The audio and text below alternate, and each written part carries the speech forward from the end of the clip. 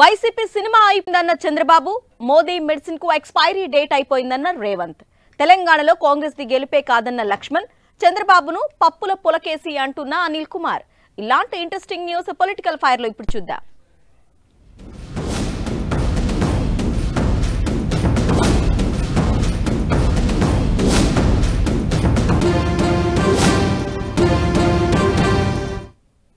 ఏపీలో YCP cinema అయిపోయిందంటున్నారు TDP అధినేత చంద్రబాబు నాయుడు. అరాచక పాలనను ఇంకా 100 రోజులే ఉందన్న ఆయన, వాళ్ల 100 తప్పులు కూడా పూర్తయ్యాయన్నారు. ప్రభుత్వం చేసిన అవినీతిని కక్కిస్తానన్న ఆయన, అరాచకాలకు ఫుల్ స్టాప్ పెడతానన్నారు. తమ ప్రభుత్వం అధికారంలోకి రాగానే పేద ప్రజల సంక్షేమానికి అవసరమైన అన్ని చర్యలు తీసుకుంటానని హామీ ఇచ్చారు చంద్రబాబు. నాలాంటి వాడికి రక్షణ లేదంటే తమ్ముళ్ళు మీరు ఒక లెక్క అని మిమ్మల్ని అడుగుతున్నా. ఏంటి అరాచకం, ఏంటి యొక్క నియంతృత్వం, ఏంటి అహంకారం అని అడుగుతున్నా. మిమ్మల్ని ఇంత అహంకారం పనికొస్తుందా తమ్ముళ్ళు అని మిమ్మల్ని అడుగుతున్నా. దారిలో వస్తా అంటున్నారు, సార్ కుప్పంలో కూడా రౌడీజం పెరిగిపోయింది సార్, మీరే చూసుకోవాలంటున్నారు. ఒకటే చెప్తున్నా, వైఎస్ఆర్ కాంగ్రెస్ పార్టీ సినిమా అయిపోయింది. 100 రోజులే. ఇప్పటికే 100 కంటే ఎక్కువ తప్పులు చేశారు. మెడిసి పడద్దండి.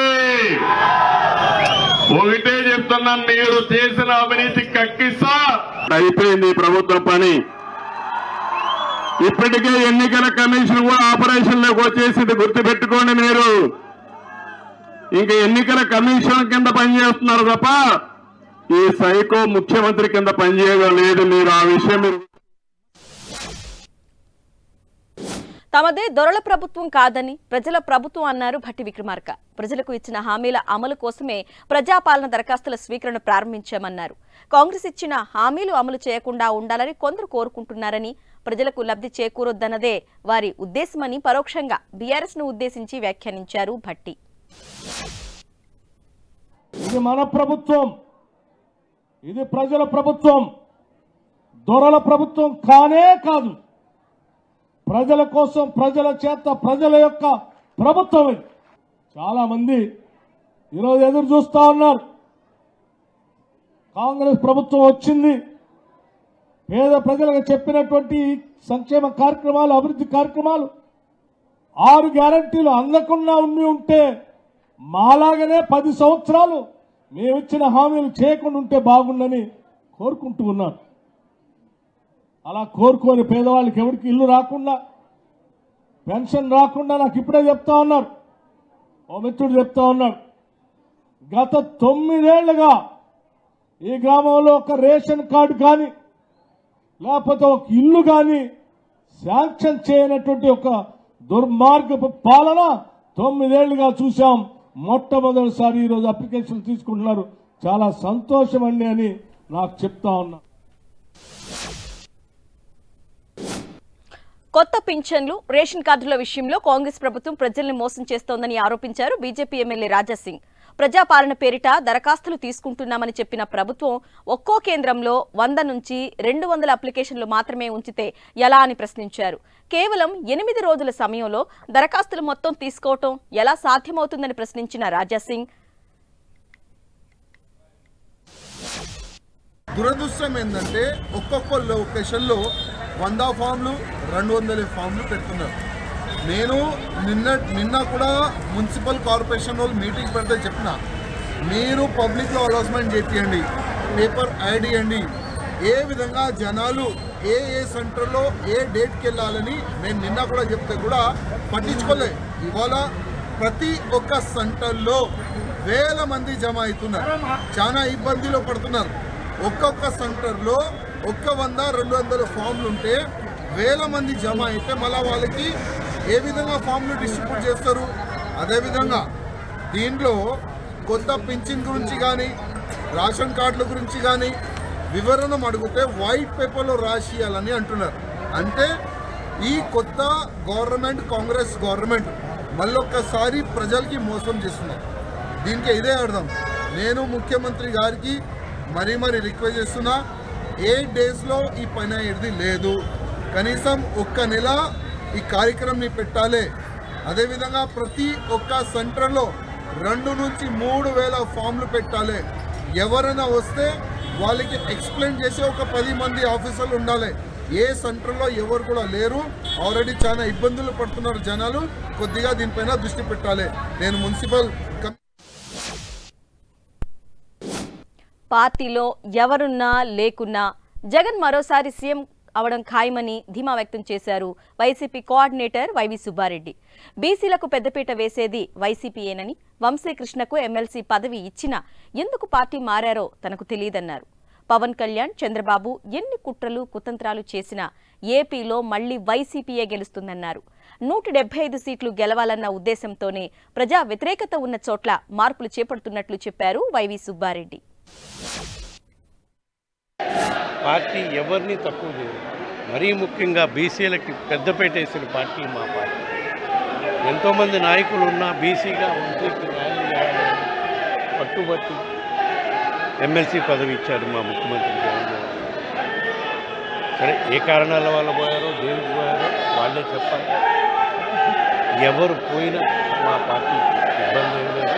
తప్పకుండా రాబోయే రోజుల్లో ప్రజల ఆశీస్సులతో మళ్ళా జగన్మోహన్ రెడ్డి గారే ముఖ్యమంత్రి అవుతారు. ఈ పవన్ కళ్యాణ్ గారు, చంద్రబాబు నాయుడు గారు ఎన్ని మాటలు చెప్పినా, ఎన్ని ఇవి చేసినా కూడా కుట్రలు కుతంత్రాలు చేసి మా నాయకుడికి, మా ప్రభుత్వానికి గెలుపు అవకాశాలను బట్టి ఎక్కడైతే పార్టీ పరిస్థితి బాగలేదో నియోజకవర్గాల్లో అక్కడ మాత్రమే ఆ అభ్యర్థులపై వ్యతిరేకత ఉంది. కాబట్టి మార్చే పరిస్థితి వల్ల పార్టీ మళ్ళా బలం పుంజుకునే అవకాశం ఉంటుంది. కాబట్టి ఏదైతే 175 గెలవాలని టార్గెట్ పెట్టుకుంటున్నామో దాంట్లో భాగంగానే 16 నెలలు జైలులో ఉన్న వ్యక్తిని సీఎం చేసి అభివృద్ధి కోసం చూడడం ఓ భ్రమే అన్నారు కేంద్ర మాజీ మంత్రి అశోక్ గజపతిరాజు. మంత్రి రోజా జగన్ కు బూతులు మాట్లాడడం నేర్పిస్తుంటే జగన్ రోజాకు క్రికెట్ ఆడడం నేర్పిస్తున్నారని ఎద్దేవా చేశారు. ఆడుదాం ఆంధ్రాకి జనాలు లేక వాలంటీర్లే ఆడుతున్నారని, ఆ ఫోటోలు చూస్తుంటే నవ్వొస్తోందన్నారు అశోక్ గజపతిరాజు. దొంగతనాన్ని ఆరోపణ చేసి 16 నెలలు జైల్లో ఉండి బెయిల్పై వచ్చిన దొంగని మనం తీసుకొచ్చి మమ్మల్ని ముఖ్యమంత్రి చేసి మేము బాగుపడతామని అనుకుంటే మా భ్రమని ఆయన తీర్చేశారు. ఇంకా మనం భ్రమలో ఉండాలా వద్దా? అన్ని రాష్ట్రాల్లో ఒక మొదటి అడుగులో మనం ఉండేవారు. ఇప్పుడు ఆఖర్లో ఉన్నామా లేకపోతే అది కూడా లేకుండా జరిగిందా అని మనం వెతుకుతా ఉన్నాం. ఈ ఆడదామని చూస్తే పాప వాలంటీర్లు వెళ్ళి ఆడుతూ ఉన్నారు. ఇంకా ఆ ఫోటోలు కూడా చూసేసరికి నేనే ఆశ్చర్యపడిపోతున్నాను. జగన్ గారు రోజా గారికి నేర్పించుతున్నారట. జగన్ గారికి రోజా గారు బూతులు నేర్పించితే ఈయన క్రికెట్ ఎలాగ ఆడాలి నేర్పిస్తున్నారు. గత ప్రభుత్వాల హయాంలో ఎన్నో స్కామ్లు చూశామని, మోదీ సర్కార్లో స్కాములు అన్న పదం కూడా వినిపించలేదన్నారు బీజేపీ నేత ఈటెల రాజేందర్. వచ్చే లోక్సభ ఎన్నికల్లో మోదీ మూడోసారి ప్రధాని కావడం ఖాయమన్న ఆయన తెలంగాణలోని 17 స్థానాల్లో బీజేపీ సత్తా చాటుతుందన్నారు. ఎవరు ఎక్కడి నుంచి పోటీ చేయాలన్నది అధిష్టానమే నిర్ణయిస్తుందన్న ఆయన పార్టీ ఆదేశాల ప్రకారం తాను పోటీలో ఉంటానని చెప్పారు. ఈ దఫా తెలంగాణ రాష్ట్ర ప్రజానికం కూడా మోడీ గారికి అండగా నిలవబోతుందని చెప్పి సందర్భం మనం చేస్తా ఉన్నాం. ఒక్క స్కామ్ లేకుండా, ఒక్క మంత్రి కూడా కింద తప్పు లేకుండా ఉండే మొట్టమొదటి గవర్నమెంట్ కావచ్చు. కోల్ స్కామ్ల గురించి విన్నాం మనం, 2G స్పెక్ట్రమ్ స్కామ్ల గురించి విన్నాం మనం. ఎందెందు వెతికినా అందందే స్కాములు ఉన్నాయి. కానీ స్కాములు లేకుండా ఎక్కడ కూడా ట్రాన్స్పరెంట్గా మోడీ గారు ఎట్లా పనిచేస్తున్నారో మంత్రివర్గం కూడా అట్లే పనిచేసి ఇవాళ భారత ప్రజల మన్ననలు పొందడమే కాకుండా భారత ప్రజానికానికి విశ్వాసాన్ని నింపడమే కాకుండా రాబోయే కాలంలో కూడా ఇదే ప్రభుత్వం ఉండాలని చెప్పి సంకల్పం ఇవాళ కనబడుతున్న సందర్భంలో వేరే పార్టీ చెప్పిన 16 సీట్లు కాదు, రేపు 17 సీట్లలో భారతీయ జనతా పార్టీ ఫైట్ చేస్తుంది, తన సత్తా చాటుతుంది. పార్టీ అధిష్టానం చెప్తే ఎక్కడి నుంచి పోటీ చేయండి అక్కడి నుంచి చేస్తారు. కర్ణాటక, తెలంగాణ తర్వాత కాంగ్రెస్ మహారాష్ట్రలో అధికారంలోకి రావడం ఖాయమన్నారు రేవంత్ రెడ్డి. ప్రతి మెడిసిన్ కు ఎక్స్పైరీ తేదీ ఉన్నట్లుగానే మోదీ మెడిసిన్ కు కూడా ఎక్స్పైరీ తేదీ అయిపోయిందన్నారు Telangana CM Revanth Reddy. Double engine సర్కారు అంటే అదాని, ప్రధాని అన్న ఆయన లోక్సభలో రాహుల్ గాంధీ నోరు విప్పగానే అదాని ఇంజిన్ షెడ్ కు వెళ్లిపోయిందన్నారు. कोई आदमी आके लोकसभा में कूदे तो आप नहीं रोक सका, फिर तिरंगा झंडा लाल किले में भी आप नहीं रोक सकते। हर मेडिसिन का एक एक्सपायरी डेट रहता है। नरेंद्र मोदी जी मेडिसिन का भी एक्सपायरी डेट खत्म हो चुकी है। अभी आने वाले दिनों में नरेंद्र मोदी जी का मेडिसिन इस भारत में कुछ काम करने वाले नहीं है। मैं एक बीजेपी का कोई नेता मिले तो मैं पूछा डबल इंजन का मतलब क्या है। भाई डबल इंजन का मतलब अदानी प्रधानी ये दोनों भारतीय जनता पार्टी के डबल इंजन है। मगर राहुल जी लोकसभा में एक बार आवाज उठाए तो अदानी इंजन पूरा खराब हो गए, शेड कुछ। ఎమ్మెల్సీ వంశీకృష్ణ వైసీపీని వదిలి వెళ్లడం ఆత్మహత్య సదృశ్యమే అన్నారు మంత్రి గుడివాడ అమర్నాథ్. కేవలం ప్రత్యక్ష రాజకీయాల్లో పోటీ చేయడం కోసమే వంశీ జనసేనలోకి వెళ్లారన్న మంత్రి పవన్ కళ్యాణ్ సిద్ధాంతాలు నచ్చి పార్టీ మారినట్లు ఎక్కడా చెప్పలేదన్నారు.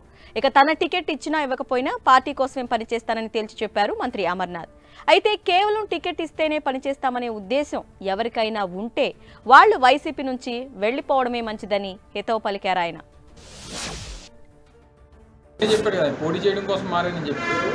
జగన్మోహన్ రెడ్డి గారు నాకేం అన్యాయం చేయలేదు, జగన్మోహన్ రెడ్డి గారు నాకు అంత బాగానే చూసుకున్నారు, జగన్మోహన్ రెడ్డి గారు నాకు అన్ని రకాలుగా నాకు అండగా నిలబడ్డాడు అనేటువంటి మాట చెప్పాడు.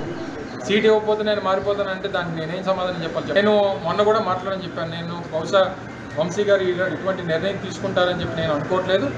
ఒకవేళ తీసుకుంటే మాత్రం రాజకీయంగా ఆత్మహత్యలే తప్ప హత్యలు ఉండవు అనేటువంటి మాట చెప్పాను. ఆయన రాజకీయంగా ఆత్మహత్య చేసుకున్నట్టే అనేటువంటి నా అభిప్రాయం. మొదటి నుంచే ఒకటే చెప్పాను, అమర్నాథ్ని మార్చినా అమర్నాథ్ని ఖాళీగా ఉంచినా మేము జగన్మోహన్ రెడ్డి గారి కోసం జెండా పట్టుకొని తిరుగుతాం తప్ప అన్నీ మూసుకొని ఇంట్లో కూర్చున్నటువంటి రకం కాదు.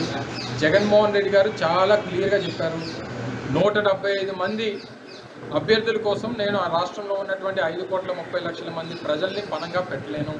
ఎవరు కూడా కేవలం సీట్లు ఇస్తేనే మేము తిరుగుతాం, సీట్లు ఇస్తేనే మేము.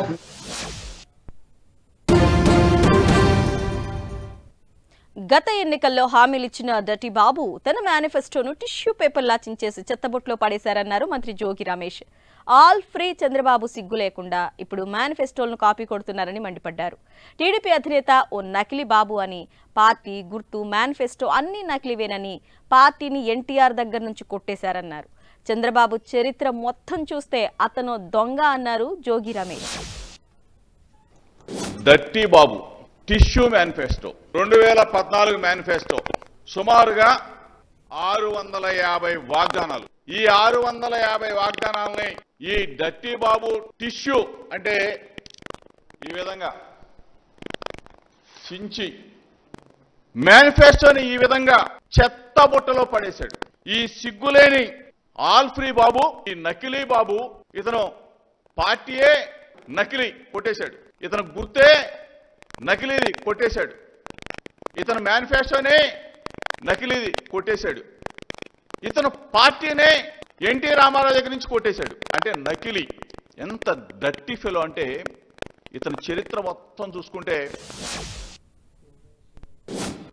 ఈ ఎన్నికలు రాయలసీమ పోరాటానికి ఓ పప్పుల పులకేసీకి మధ్య జరుగుతున్నామన్నారు మాజీ మంత్రి అనిల్ కుమార్ యాదవ్. చంద్రబాబును జైల్లో వేస్తే ఢిల్లీకి పారిపోయిన లోకేష్ జగన్ నుంచి మాట్లాడమంత దరిద్రం ఇంకోటి లేదన్నారు.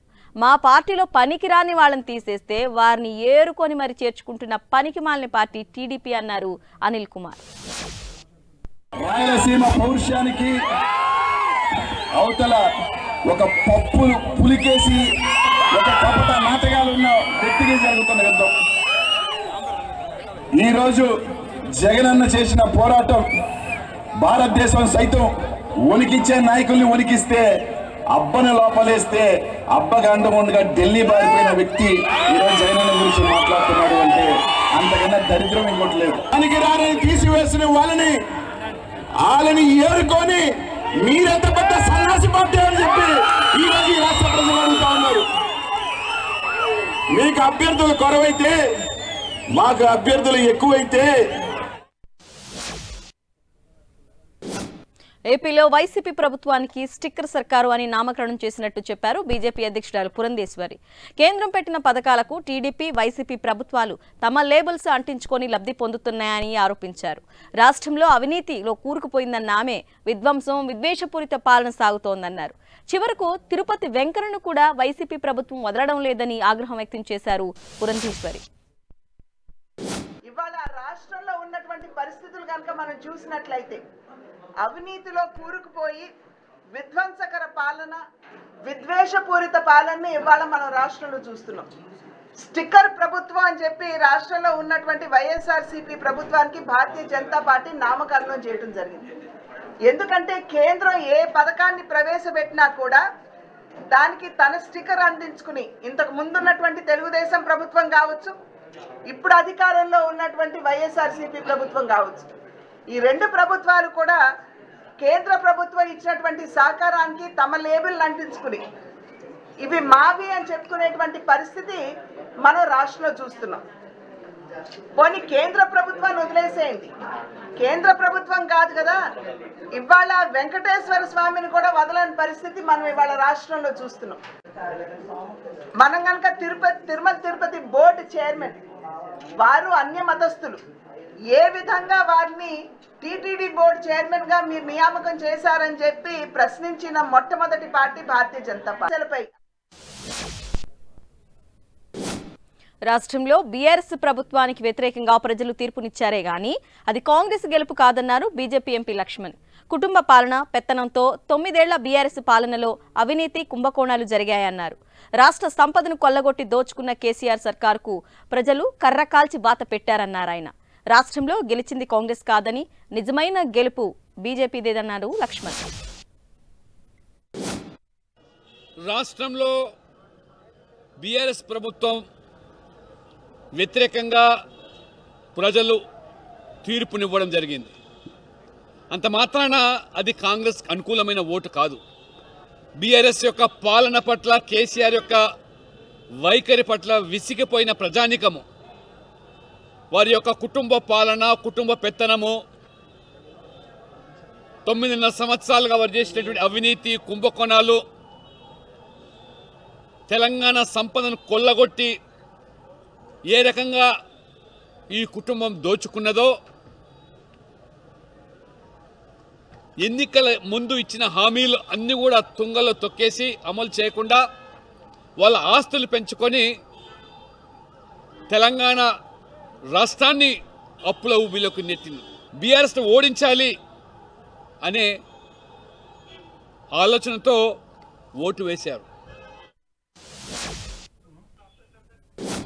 సీఎం జగన్ కు అపాయం జరగాలని కోరుకుంటూ టీడీపీ, జనసేన నాయకులు శాడిస్టులా తయారయ్యారన్నారు ప్రభుత్వ విప్ గ్రంథి శ్రీనివాస్. ముఖ్యమంత్రి భద్రత కోసం హెలికాప్టర్ దిగేందుకు చెట్లను ట్రిమ్ చేయిస్తే గగ్గోలు పెట్టడం ఎంతవరకు సబబని ప్రశ్నించారాయన. పేదల కోసం పనిచేస్తున్న జగన్ పదవి నుంచి దిగిపోవాలని, ఆయనకు ప్రమాదం జరగాలని కోరుకునేంత దిగజారుడు సరికాదన్నారు గ్రంథి శ్రీనివాస్. అంటే ఈ తెలుగుదేశానికి సంబంధించి, జనసేనకు సంబంధించి వాళ్ళందరూ కూడా ఎంత దారుణమైన బలమైన కోరికలో ఉన్నదంటే, పేదల పక్షపాతిగా, పేదల ప్రతినిధిగా ఒక ముఖ్యమంత్రి ఉండడం సహించలేక ఆయన్ని పదవి నుంచి దింపేయాలనే కాదు, ఆయన ప్రాణాలకి కూడా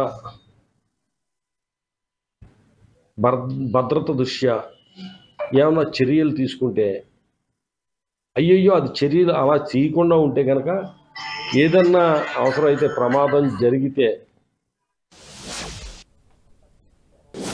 కాంగ్రెస్ ది ప్రజాపాలనని గత ప్రభుత్వంలా కాదన్నారు ఎమ్మెల్సీ జీవన్ రెడ్డి. ప్రభుత్వం అమలు చేస్తున్న సంక్షేమ పథకాలను చూసి ప్రతిపక్షాలకు ఏం చేయాలో అర్థం కావడం లేదన్నారు. కాంగ్రెస్ ఇచ్చిన 6 గ్యారంటీలకు అదనంగా ఉన్న ప్రణాళికలను అమలు చేస్తే మరో రాజకీయ పార్టీ ఉండకుండా పోతుందన్నారు జీవన్ రెడ్డి. నిరుద్యోగులకు పెన్షన్, యువతకు ఉద్యోగాలు ఇవ్వాలన్న ఆలోచన రాని బీఆర్ఎస్ ఇప్పుడు తమపై ఆరోపణలు చేయడమేంటని ప్రశ్నించారు ఆయన. 57 సంవత్సరాలు పెన్షన్ ఉంటుంది దానికి చెప్పి అంటున్నా. నాకు ఇలా 56 సంవత్సరాలు, ఇంకో సంవత్సరం దాటానికి 57. ఇవన్నీ అర్హత పొందలేకపోతున్నా, ఇంకో ఏడాది అర్హత వస్తుంది. ఇక అయిపోయింది ప్రజాపాలన అయిపోయి నీకు పెన్షన్ ఇవ్వని చెప్పంటున్నారు. మేము గత ప్రభుత్వంలాగా కాదు అని చెప్పంటున్నాను. నేను ప్రతిపక్షాలు ఏది ఇస్తుందో వాళ్ళకి ఎక్కడ నిధులు వాళ్ళకి ఏం చేయాలో తోచలేదు. ఈ 6 గ్యారెంటీలకు అదనంగా చాలా ఉన్నది, పెద్దగా ఉంది. ఆ మొత్తం దివాల్టీ political fire. Keep watching 10 TV, the unbiased news channel.